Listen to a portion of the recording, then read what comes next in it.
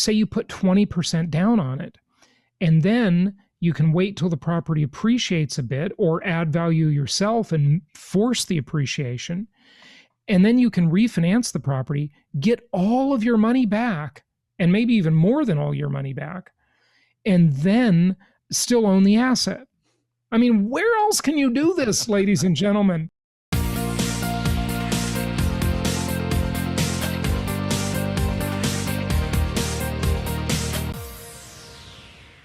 Thank you for joining us.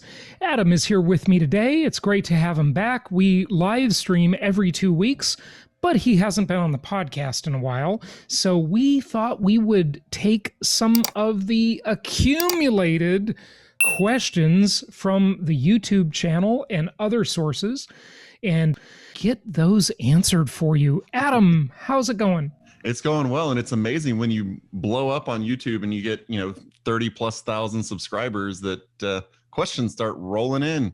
Well, it's not just the number of subscribers, by the way, which we thank all of you for subscribing to the channel, but it's the amount of time people are spending engaging with the channel. Do you know, last month, people spent over 7 million minutes listening, or I should say watching, our YouTube videos. And that's just on one of 3 YouTube channels we have. So we are really glad you are enjoying the content, folks.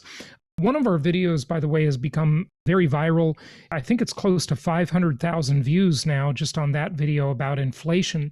So check that out. Check all the other stuff out. And let's tackle some of those questions because a lot of them have been accumulated and we need to get to them, right? Yeah, if you want to feel good about your content, just so you know, 7 million minutes is 13.3 years spent watching your stuff last month, Jason. Wow. Oh my gosh. That is amazing. Wow. 13 years. Okay. Yeah, so let's go to that the most popular video, How to Profit from Massive Inflation Ahead. We have one from Terry Clevenger where Terry asked, he's a little skeptical. He said, I watched the entire video and only got that you need to go further into debt in order to profit from massive inflation ahead. I have no way to buy income producing property and then have the tenant be unable to make the monthly payment. How do I profit from massive inflation ahead? Basically, I guess you're closer to the money. Terry, I don't know about what Jason's going to say here, but I would say the concern about the tenant not paying in the current environment has been alleviated somewhat. If you look at what the government is doing, the government has essentially become your partner in a way they've never done it before and said, if your tenant can't pay, you don't have to pay either. And that is a game changer when it comes to owning investment property. So, I mean, you're really getting a bigger backstop, even more than just incredibly cheap interest rates. You're now getting incredibly cheap interest rates and an out that still involves you keeping the property, which has never happened before. Yeah, that's true. I do want to make the distinction though, Adam. You're referring to the mortgage and the forbearance programs, but even without a forbearance program, during the Great Recession and just all the time, no matter what the economy is doing, people are always renegotiating with their lenders, doing strategic defaults, deciding to stop paying their mortgages, because it's quite a process for the lender to foreclose. They don't want to foreclose. They will many, many times work with you.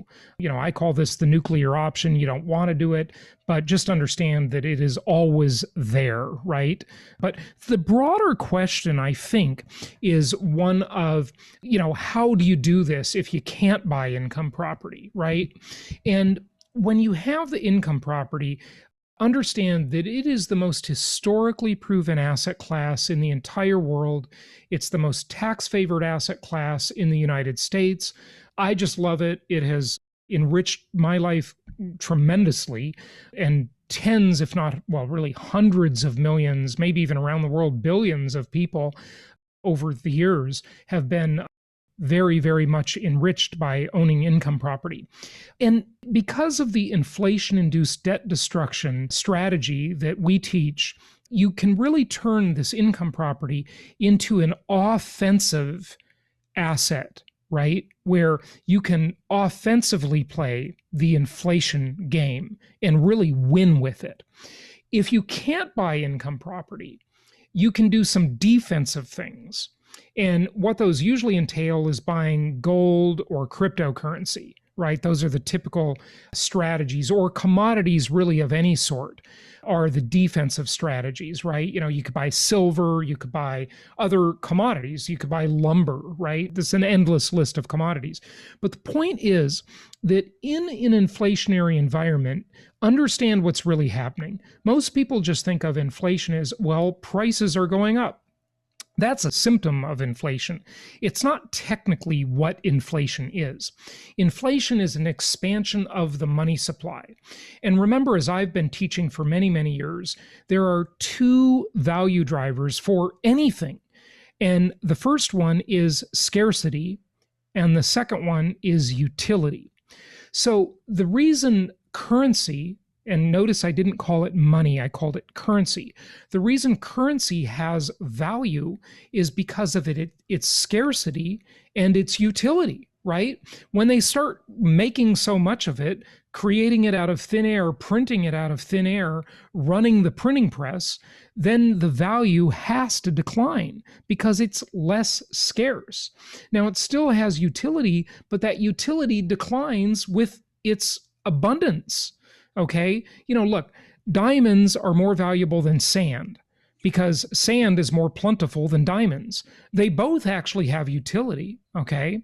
Diamonds are used in industry, and they're certainly used in jewelry, obviously. And sand is used in industry, and actually there is a shortage of sand compared to the historical thing because so much concrete is being used around the world to build homes and other structures. Certainly everyone knows that diamonds are more valuable than sand because just of scarcity alone, right? So just understand that. But the way you want to play this strategy, as outlined in the video, is offensively by owning good quality income properties where you own all those commodities, the lumber, the copper wire, the petroleum products, the concrete, the glass, the steel, and you have the beautiful four-letter word, and that four-letter word is debt. Debt, my favorite four-letter word, and you can offensively benefit from inflation by using debt. And that's all explained in the other video in detail, so I won't go into it here. But that's a great question, so I'm glad you asked. Yeah, and it's also important, Terry, to remember that when you talk about not being able to afford the mortgage payment if your tenant's not paying, that's one of the things we look at when we look at markets. And you need to be sure that if your tenant's not paying, you are in a market where you can get rid of your tenant. If you're in a state that's not going to let you get rid of your tenant, then it could take 6, 9, 12 months to get them out of your home.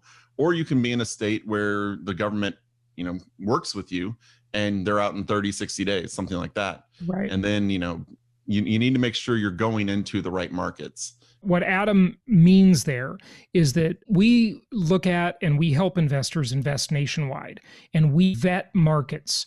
And one of our vetting strategies is we want to look for landlord-friendly markets where the regulatory climate, the judges, just the whole vibe of the place is friendly to our cause as landlords. We don't want an environment that allows tenants to be deadbeats and leech off of you. Okay, in California, New York, Washington, D.C., many of these other left-wing places, you have a very landlord-unfriendly market. We want to avoid those areas. Now, there are many other things we look for as well. That's just one of them. But thanks for bringing that up, Adam. Yeah, a lot of our places, if they're 5 days late on their rent, you can technically file an eviction notice on them. So, you can definitely set yourself up for better success doing that. So absolutely. And understand that when people don't obey their contracts, civilization falls apart. So there is nothing wrong with telling people, look, they got to live up to their contract, because it's a daisy chain effect if they don't. If the tenant doesn't pay you, you can't pay the lender. And if you can't pay the lender, their bondholders suffer, or those mortgage-backed securities of whatever type. This stuff matters. I mean, people just have to keep their agreements. That's the way the world works. You can't have this domino effect. Okay, next question. Yeah, we've got Kluver Busey saying, hi, Jason, great comment about taking mortgage debt and paying back with cheaper dollars. But if it's such a good deal for you, why would banks give you a mortgage? Don't they have a lot of smart people working for them? Great question. So yes, the banksters, they do have a lot of smart people working at banks and on Wall Street, of course. But remember, they are rarely holding these loans in their portfolio. The loans are sold off in the secondary market to these government-sponsored entities like Fannie Mae and Freddie Mac. And basically what this does is, in the United States, ever since we came out of the Great Depression back in the late 30s, or I guess the 40s, when Fannie Mae was created. I don't know the exact year offhand. I used to know. I just can't remember. These government-sponsored entities are essentially putting you in the position where you are getting a welfare benefit as a landlord. Okay, and a homeowner. Homeowners get it too, right? But small landlords that invest in single-family homes get this benefit as well. So your investment is essentially subsidized by the government. So congratulations. Finally, look, you've been paying into the system. You've been paying taxes all your life, right? And you're finally getting something back. I like to joke. Actually, I can't say this anymore. I did take some government money just last month, because it was sort of against my religion the first time around a year ago to take a PPP loan, but I said, F it. I'm getting my money too. I've paid taxes. I paid millions of dollars in taxes in my life, and I want some money back. So I got $16,000. Not much. I mean, if someone's standing on the corner holding out 16 grand, you're a fool not to take it, right? You are a fool not to take it. So I did take a PPP loan, and I think that's the first time I really took any government money. Look, folks, I don't even have a library card anymore. Okay. So I don't get anything. Jason. I just pay, and, I get the services that government offers that everybody uses. But, again, you have the right to it, right? So look, the government wants you to provide rental housing to people. Take advantage of these programs. And to answer your question, though, the banks don't keep the loan. They sell it off. And then after that loan is sold off on the secondary market, it's bundled into pools of mortgages and sold off as securities. So, it just goes down the line. It's just this big game. The banks essentially make money on the points that they charge and the loan origination fees that they charge. And they make a spread from the rate at which they borrow to the rate at which they lend for a small amount of time. Okay. This is a very murky world. Okay. Because they don't do the same thing with every loan at exactly the same time. Banks have I've owned a few mortgage businesses in my life. I'm not in that business now, but they have what's called a warehouse line, where they fund the loan and then they sell the loan off of the line, is the way they say that. So, it's a whole murky thing, but the banks aren't really lending you the money for 30 years in almost any case. It's extremely rare that would happen. Yeah, you also have to look at their whole business model is based on giving out loans. Right. And what you're looking for in return isn't necessarily what they're looking for in return, isn't necessarily what their clients are looking for in return. I mean, if you're looking at it that way, why would anybody ever buy a treasury?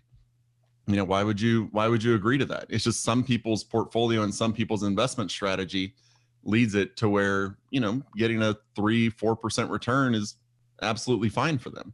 Yeah. So, it's everybody has different strategies. It's there. Enjoy it. Take advantage.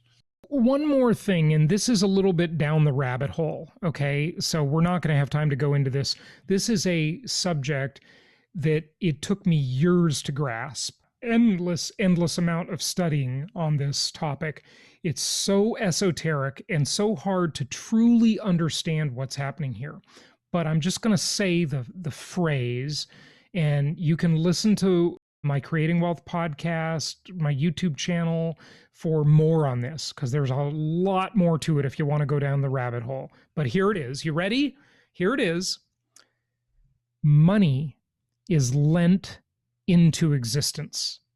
That's how money, or really currency, is created in the kind of system we have. And some of you heard me say that money is lent into existence, and you're thinking, oh yeah, I get it. Fractional reserve banking, fractional reserve lending.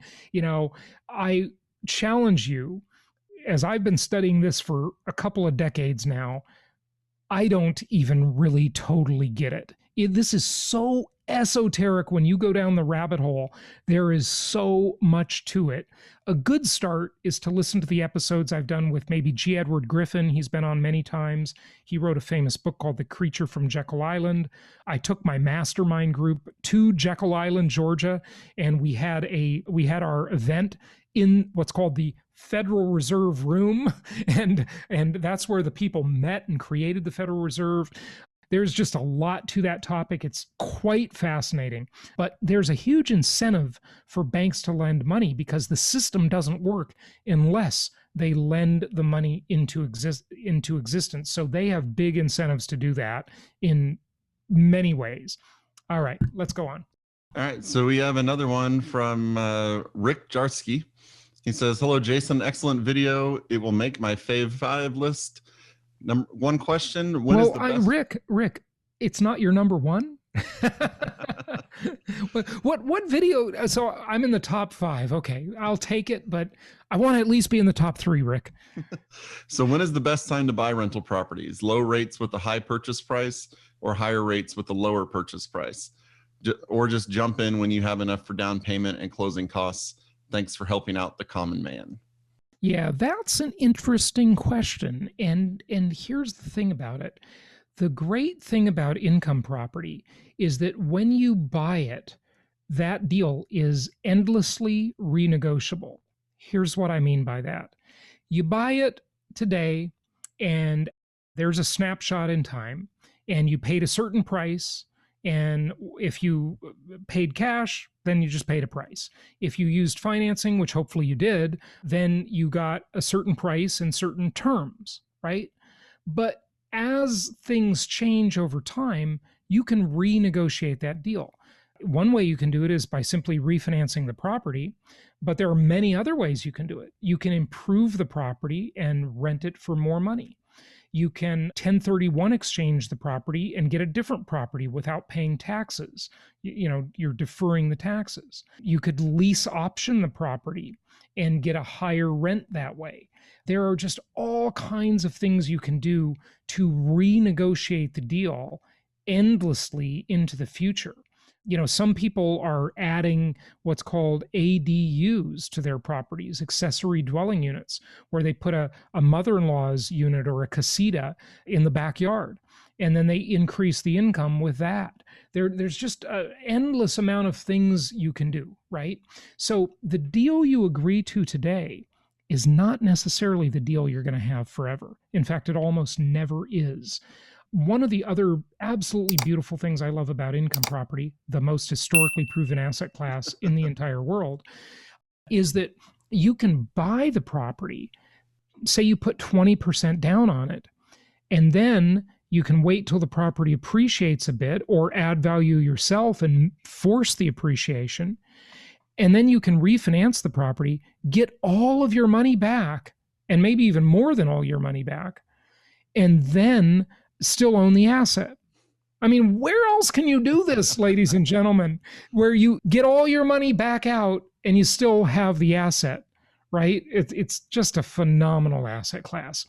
So to answer your question, and I hate to sound like the typical guru that says, oh, there's never been a better time to buy. Well, that's complete BS. Of course there's better time to buy. You could have purchased property in 1970. And that would have been better than today, although interest rates back then were much higher than they are today, right? So here's the reality of this. I've got a video that I'm about to produce, so look for this. It's coming, folks, okay? Because I've done a couple presentations on this. I always want to test this by speaking at a conference or two, and I have done that, and sort of refine the idea before you see it on the YouTube channel, okay, or hear it on the podcast. But I did a couple of presentations on this. What is your measuring stick? Okay? To determine the value of anything, we've got to ask what my listeners call the Jason Hartman question. And that question is, compared to what?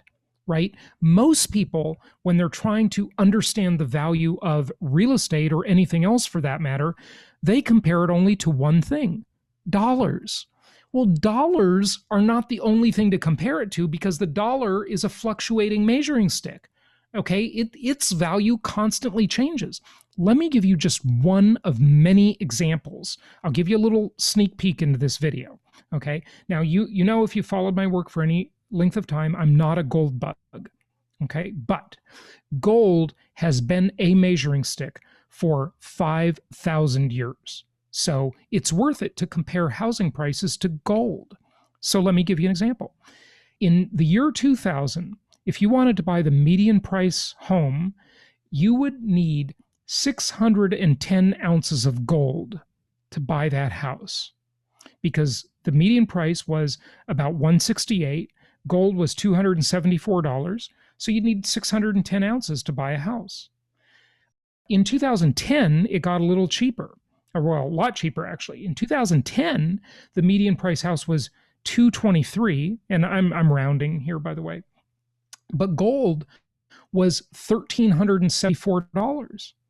Okay, so you would only need 162 ounces to buy the house then in 2010. What about today? In 2021, you only need 208 ounces of gold to buy that house. So compared to 610 ounces 21 years ago, the house is about 66% cheaper today. Okay, I mean, roughly. Okay, it's about 2/3 cheaper now. So always ask yourself this: when you're looking at an asset and you're thinking of buying it, ask yourself this question: is it cheap or is it expensive? And then ask yourself that question in many different assets, in many different comparisons, not just dollars, because you will be totally misled if you are only comparing the price to dollars. That is not the way to compare it. You got to compare it to many things.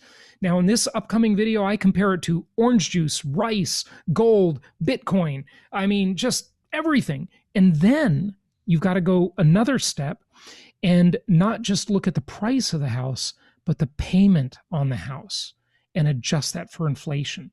And I'm telling you, folks, real estate in most markets is still pretty cheap when you compare it to all these things. So look for that video and that podcast coming up. It'll be on the YouTube channel and the Creating Wealth Show. And by the way, our stuff is on other channels as well, because, censorship, okay? You can always find my stuff on BitChute and Rumble and all those other platforms as well. Yeah, I'll also say, you talk about whether, high price, low interest rate, low price, high interest rate. Obviously you would prefer starting with the low price, high interest rate, because then you can get the interest rate down. But realistically, the way you need to look at it is the right time to buy it is when it makes sense. When the property is going to, make sense from day one, follow the commandments. If your property is making sense from day one, you are putting yourself in a fantastic position moving forward. So. Yeah. Good point. No, that's absolutely true. I mean, look, the best market to buy in is to buy with cash when things are super cheap, and then have the interest rates go way down and refinance them and pull all your cash out. Okay. Buy in 2009, refi in 2020, right? That's the strategy we were recommending. And many of our clients did it, and they made a fortune. I mean, Adam, I really wonder if like any other real estate group or guru has made more people rich than we have. I mean, it's we've made a lot of people very rich, and if you don't believe us, Just go listen to the Creating Wealth podcast and listen to all those client case studies. We have them all the time, and you can hear it right from the clients. You don't have to rely on us. We go in depth, 20, 30-minute interviews where you'll hear all about the clients and what they've done. And so we've got another question from Peter Wajelko. He said, what about when you don't have a fixed rate mortgage? So I'm guessing that means he can only get an adjustable rate mortgage. And with those, I mean, you've still got a certain amount of time they're fixed, and you can always in that certain amount of time, try to get yourself a fixed rate mortgage out of it.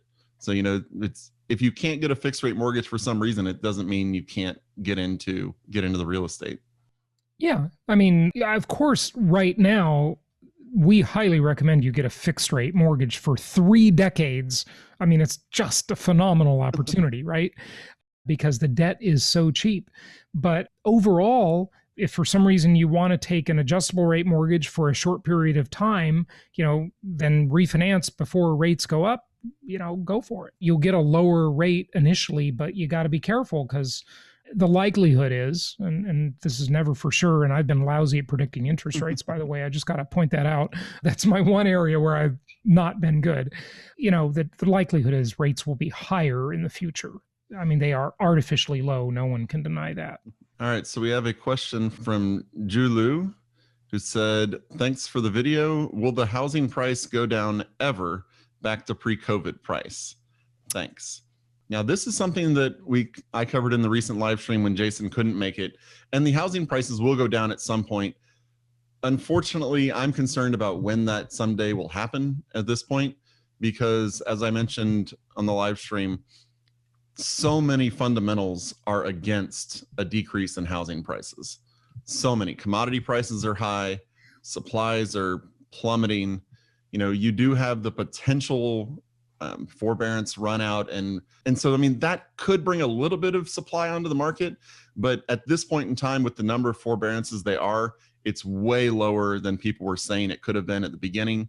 So the supply isn't going to gush onto the market. And even if it does, right now I saw a graphic from realtor.com that was sent to me yesterday. Housing supply across the country is down 40% year over year. So even if we get, a 20% increase, we're still 20% down. Mm-hmm. And so all of the factors are lining up. And eventually, the regulatory environment will lead to builders building more. Well, I assume at some point, eventually commodity prices will flatten or maybe even drop a little bit. Eventually something will happen in our society that will cause a crash or a drop in some way back to pre-COVID prices. It's going to be tough. It's going to be tough. Yeah. You've got to ask yourself, that's good stuff that you said, Adam. You've got to ask yourself, folks, what will cause prices to go down? The inventory is so scarce and the construction materials have run up so high in price that even with a dump of inventory, and I've looked at a lot of analysis on this. I've looked at that analysis with Ken McElroy, who's more bearish than I am. I'm quite bullish for a while. I think things are going to be pretty amazing for a while. The market can absorb a lot more inventory. Even if there is a sudden increase in supply with foreclosure moratoriums, which probably won't be acute, they would probably be staggered or staged out. If there's a lot of foreclosures in the pipeline, the market can just gobble that inventory up with no problem. I mean, probably about a week. I mean, yeah, it's like there's just no shortage of demand at all. I was on television recently and they were interviewing me about the administration and what they're doing, and this idiotic idea that Biden has that he wants to give first-time buyers a $15,000 tax credit for housing. That is the stupidest idea in the universe.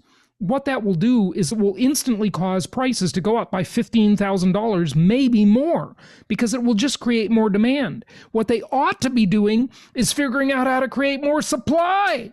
What we need is supply. So how about this, Biden? How about if you put pressure on municipalities to ease building restrictions? Okay. How about if you give developers some tax credits? So they're incentivized to build more, or, just do something that eases the supply chain. How about if you cut these very burdensome environmental regulations that aren't allowing, the lumber producers to produce enough wood, or the steel producers to produce enough steel? That's what you need to do, is create more supply. We have people, in the politically correct sphere, people keep talking about systemic racism. Well, you know what we have? We have a systemic housing shortage. Okay. Fix the supply problem. The demand is there. You don't need to give people a tax credit to buy a house. They all want to buy a house. Okay. You don't need to incentivize that. That's idiotic. You need to incentivize supply, work on the supply chain, and make it easier to build. That's what you need to do. Okay. Yeah. So that's the thing you got to do. And especially, you look at the first time home buyers, they really need to be incentivizing the building of homes under $300,000. Absolutely. Because, right now, if you're a builder building, and I'm genuinely impressed we can source new inventory under 300,000, because the profits on those are so much smaller than if you build a $500,000, $600,000, $700,000 house or more. Yeah. That builders, they look at under 300,000 and they just ask themselves, why bother?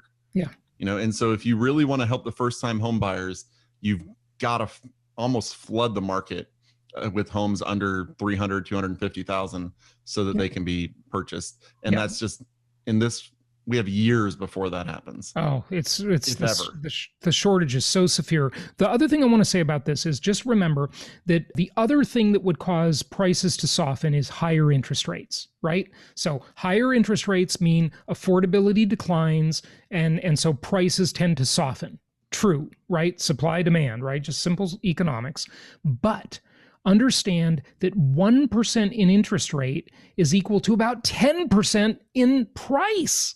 Okay, so if rates go up by 2%, the price of the house has to come down by 20%. That's unlikely, folks. That would take a long time to work its way through the system.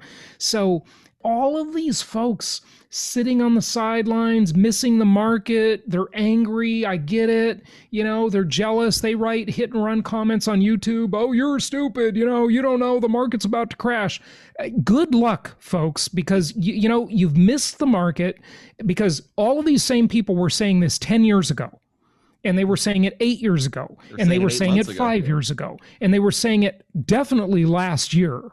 Okay, with the COVID lockdowns. Okay, and they're still upset that they have missed every opportunity. Folks, you can rationalize your way out of any decision in life you ever want to, but the fact is, if you look at, I'm old enough to know now. I've watched it play out in the course of many people's lives. People who do things, who make decisions, there's just this propensity toward action that always gets rewarded in life. So don't be that person who doesn't take action. That the world belongs to those who make decisions and take action. Okay, that's just the way it is. There's an old Zen saying I like very much. To know and not to do is to not yet know. So there's all these know-it-alls out there, right? They know everything. They're right. They can win every argument, right? But to know and not to do is to not yet know. Okay, the people who do things are the people who really know things, and life always seems to reward them disproportionately. So anyway, I know we got to wrap it up, Adam. Do you want to grab one more, or should we call it? We should probably wrap it up, because our answers are taking longer than a couple minutes. But look, folks, I hope this is helpful to you. And Adam, thanks for being here. Any thoughts you want to share as we wrap it up? I would just say, I was talking with another investment counselor, Sarah, yesterday about kind of what people are looking at number-wise. And I mentioned that on live streams before. Really, when you're looking at your returns these days, you're going to see a much, much, much lower return than you would, if you were looking at it 1 to 2 years ago. The returns have just been compressed because of the run-up in price. So now you really have to look at your property today at purchase time and your property in 2 to 3 years purchase wise, and look at how your return will be over that span, and not just what are the first 12 months going to give me? Because the first 12 months at this point, with the rise in prices and with the rents slowly catching up, the first year is not going to look fantastic, pretty much anywhere you look, no matter what market you're in. But the second year, you need to look and see what's the rent been like? What's the rent increase been like? What is it likely to be? And then what are my returns going to be after that? And when you look at it that way, you'll become a much happier investor when you see, oh my goodness, this home I bought a year ago is renting for $75 a year more now, or a month now. That'd make my returns fantastic. So when your rent renewal comes around, guess what? Even if you just raise it by $50 or $60, not 75, you're in a good place.